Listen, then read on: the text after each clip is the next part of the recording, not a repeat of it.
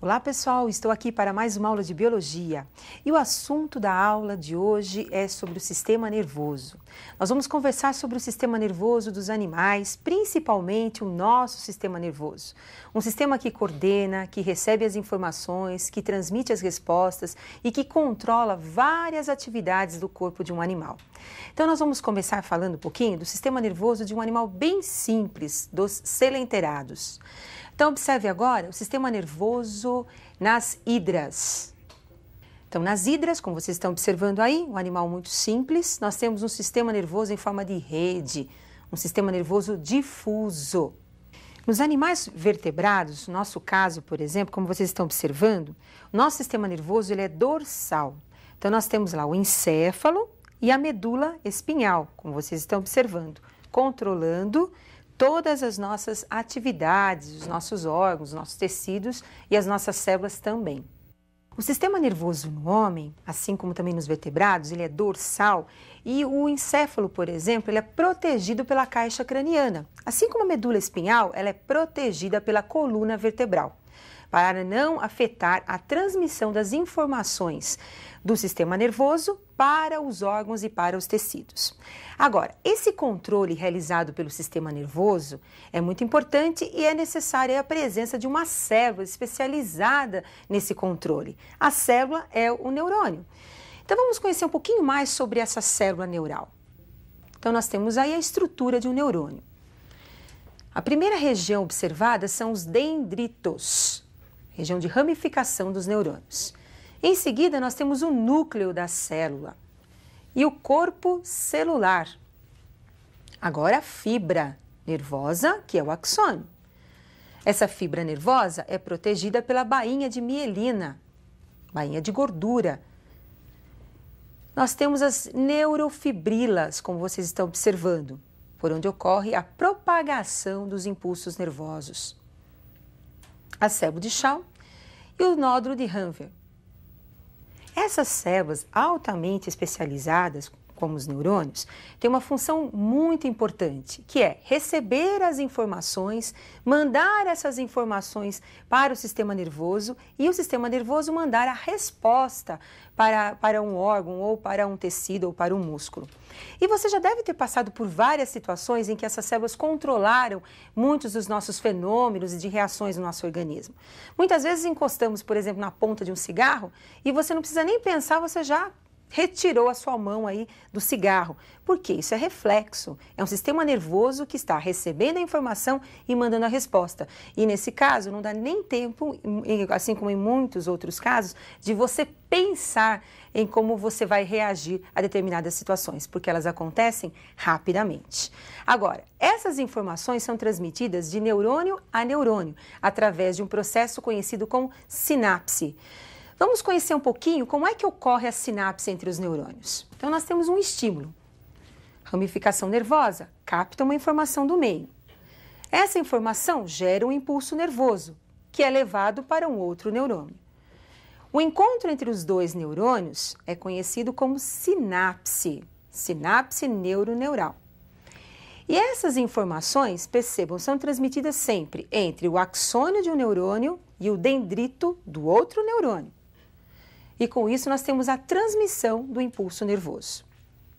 Entre os dois neurônios, como vocês estão observando, existem vesículas com acetilcolina, que é conhecida como substância ou um mediador químico na transmissão das informações entre os neurônios. As respostas rápidas do sistema nervoso nós chamamos de ato reflexo. E o conjunto das informações transmitidas ao sistema nervoso e as respostas nós chamamos de arco reflexo. E é esse conjunto que nós vamos conhecer um pouquinho mais, de um reflexo simples, como o reflexo patelar. Então, observem agora o arco reflexo do nosso reflexo patelar. Então, como vocês estão observando aí, representa o órgão receptor. Esse órgão está recebendo um estímulo. Esse estímulo é captado pelo tendão do joelho, através do martelinho que está golpeando aí o joelho. Recebendo esse estímulo, as terminações nervosas mandam através do neurônio sensorial a informação para a região da medula.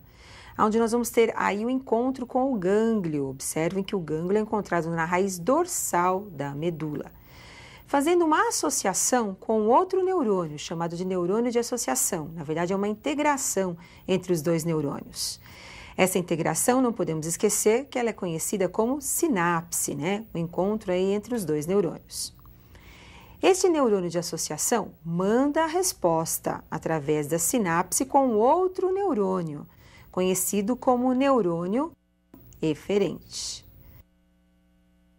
Observem que tem a saída através da raiz dorsal da medula. Então, o estímulo recebido, ele é enviado através de um neurônio até a região medular. Poderia ser até a região do encéfalo, por exemplo. Depende da região que é excitada. Nesse caso foi o joelho, então a medula está mais próxima. Então, manda o neurônio com a informação até a medula, conhecido como neurônio sensorial aferente. O neurônio aferente ele faz uma associação com o outro neurônio, o neurônio associativo. Esse neurônio manda a resposta para um outro neurônio, conhecido como neurônio motor ou neurônio eferente. E esse neurônio leva a resposta até um outro órgão que vai executar a informação, que é o órgão efetor. Agora, muitos médicos utilizam desse movimento, desse estímulo, para demonstrar como é que andam os reflexos dos pacientes. Por quê? Porque esse estímulo e a resposta, ele é realizado em questões de segundos pelos pacientes, principalmente aqueles que estão com o reflexo muito mais aguçado, apurado. Agora, vamos continuar aí o nosso exemplo. Então, observem para nós finalizarmos o nosso exemplo. Então, nós temos aí a informação chegando ao sistema nervoso, que é a medula, como eu já falei, e agora a resposta saindo pela região, então, ventral da medula. Essa resposta vai ser levada pelo neurônio motor, também conhecido como neurônio eferente, até o órgão efetor. E com isso nós vamos ter aí o indivíduo levantando a sua perna após o estímulo no órgão receptor aí, que no caso foram os tendões do joelho. Então, o sistema nervoso periférico é aquele que recebe as informações dos órgãos sensoriais, transmite essa informação para o sistema nervoso central e do sistema nervoso manda a resposta para os órgãos efetores, para os músculos e também para os órgãos, né? Agora, nós temos um outro sistema, que é o sistema simpático e parasimpático, controlados, então, pelo nervo vago, que é uma fibra do parasimpático, e também pelos nervos raquidianos, como nós vamos observar. Tanto o nervo vago como os nervos raquidianos, eles exercem em relação aos órgãos funções específicas, acelerando ou tornando moderadas suas funções, como nós vamos observar. Existem nesse sistema duas substâncias que são chamadas de mediadores químicos que controlam o funcionamento desses órgãos. E são sobre esses mediadores químicos e as suas funções que nós vamos conversar agora um pouquinho.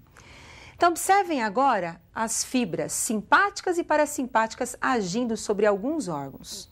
Coração. Então, nós temos o nervo vago, que é controlado pelo sistema parasimpático, e o sistema simpático, o sistema nervoso autônomo, né? Então, a fibra parasimpática e a fibra simpática. Então, o sistema nervoso parasimpático, através do nervo vago, ele vai levar a informação ao coração, promovendo o que nós chamamos de bradicardia. O que significa isso? Diminuição dos batimentos cardíacos, tornando mais moderado. Pressão arterial, nesse caso, se torna mais baixa. Enquanto que, através dos nervos raquidianos, o coração recebe a informação para que ele tenha uma taquicardia, uma aceleração dos batimentos cardíacos e um aumento também da pressão arterial. Então, nós temos bradicardia, a diminuição dos batimentos cardíacos, ela é realizada através de um mediador químico conhecido como acetilcolina. Enquanto que a taquicardia, ela é acelerada, os batimentos cardíacos são acelerados, aumentando a pressão sanguínea devido a um outro mediador químico conhecido como adrenalina. Então você ficou nervosa, está preocupada, está ansiosa, o namorado está chegando perto. O que acontece com o coração? Acelera, taquicardia. O que acontece para o coração acelerar? Recebeu a informação do sistema nervoso autônomo, da fibra simpática e com isso a adrenalina acelera os batimentos cardíacos. Agora vamos ver com os outros órgãos, como é que funciona o sistema nervoso autônomo. No estômago, nós temos aí a secreção gástrica, ela vai ser acelerada pelo parasimpático e inibida pelo simpático.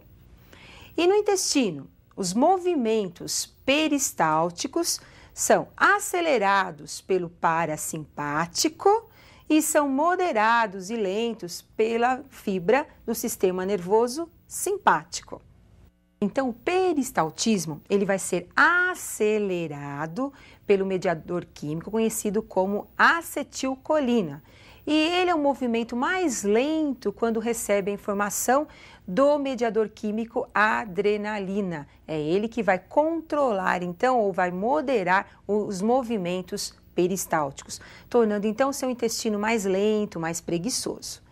Agora, eu preparei um exercício para nós colocarmos alguns dados importantes aí do arco reflexo, para você não esquecer, porque isso cai muito no vestibular e você não pode esquecer. Então, observem agora o exercício que eu preparei. Neste esquema de um arco reflexo simples, 1, 2, 3 e 4 indicam tecido, a pele, está recebendo um estímulo. Vocês estão percebendo que esse estímulo vai sendo levado até o sistema nervoso, até a medula, através de uma estrutura aí representada pelo número 1. Chegando na medula, nós vamos ter aí um encontro entre os dois neurônios, representado pelo número 2. Em seguida, nós temos a saída da resposta, sendo levada pela estrutura número 3, até o músculo, representando aí a estrutura número 4. Então, vamos à resolução.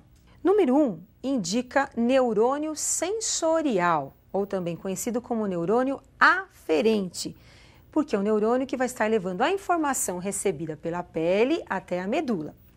Número 2, nós temos aí o encontro dos neurônios, nós chamamos de sinapse neural. Número 3 é o neurônio motor, ele é também chamado de neurônio eferente, levando a informação até o órgão efetor, que nesse caso aí, representado pelo músculo. Então, pessoal, olha, existem muitas atividades no nosso organismo que são controladas pela nossa vontade ou não. São os movimentos voluntários e involuntários. Mas dentro desses movimentos, o sistema nervoso que acompanha, que coordena todas essas atividades, ele é sempre dividido em sistema nervoso central, que é o encéfalo e a medula, o sistema nervoso periférico e o sistema nervoso autônomo, lembrando que nós temos o simpático e o parasimpático. Mas como é um assunto muito complexo e importante, eu gostaria que vocês retomassem, estudassem um pouquinho mais, porque isso é muito importante para vocês. E eu aguardo vocês para a nossa próxima aula de biologia. Até mais, pessoal!